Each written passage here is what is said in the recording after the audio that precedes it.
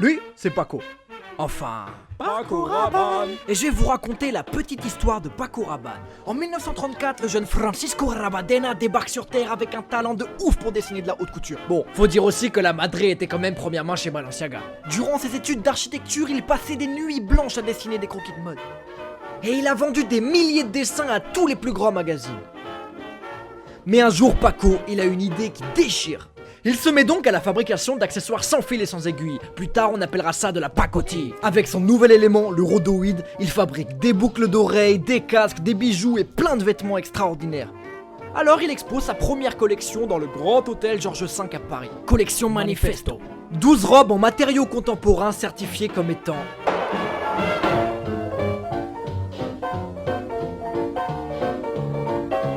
C'était un triomphe et tout le monde s'est rendu compte que Paco Rabanne, c'est la grande classe. Mais Paco le visionnaire, il a encore plein d'idées dans sa tête. Il fait alors exposer sa deuxième collection au Crazy Horse à Paris, connu pour ses danseuses de... Et Paco Rabanne, c'est le premier à avoir organisé un défilé de mode comme étant un véritable spectacle, avec une grande mise en scène de musique et de chorégraphie. Du coup, Paco, c'est devenu une star, et ses robes en métal et en rhodoïde, ça a marqué les esprits de tout le monde. Y compris Coco Chanel qui a déclaré « Paco Rabanne n'est pas un couturier, c'est un métallurgiste ». Et il est devenu super poteau avec Salvador Dali. D'ailleurs, Dali, il a dit « Il n'y a que deux génies en Espagne, moi et Paco Rabanne ». Et à eux deux, ils ont créé une immense installation artistique à Barcelone. Oh, j'ai retrouvé un film de ouf. Attendez, chut, ça commence. Fin des années 60 a surtout été une période de recherche pour Paco Rabanne. Il utilisa du cuir fluorescent, de l'aluminium, des robes en papier et même du métal martelé. S'inspirant des sculptures de César, des sculptures de Calder, Paco Rabanne est toujours un incontournable dans la haute couture. En 69, il relook Françoise Hardy et il lui crée une robe en or recouverte de diamants.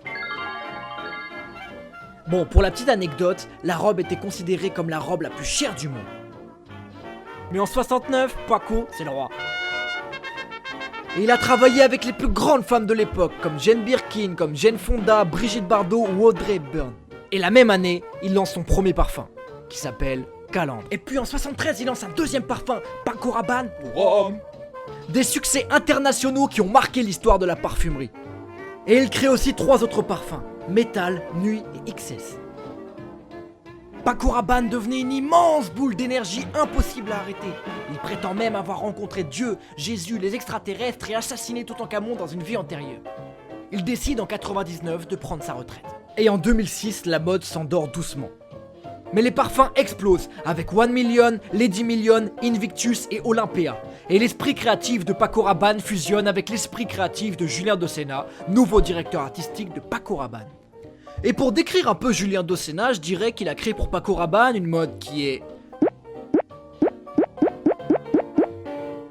Et j'ai une petite surprise. En 2016, la maison fête ses 50 ans.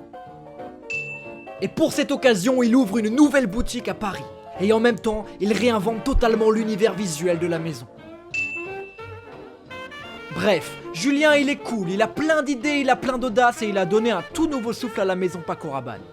Et si tu veux savoir la suite de l'histoire, eh bien rendez-vous dans un prochain épisode.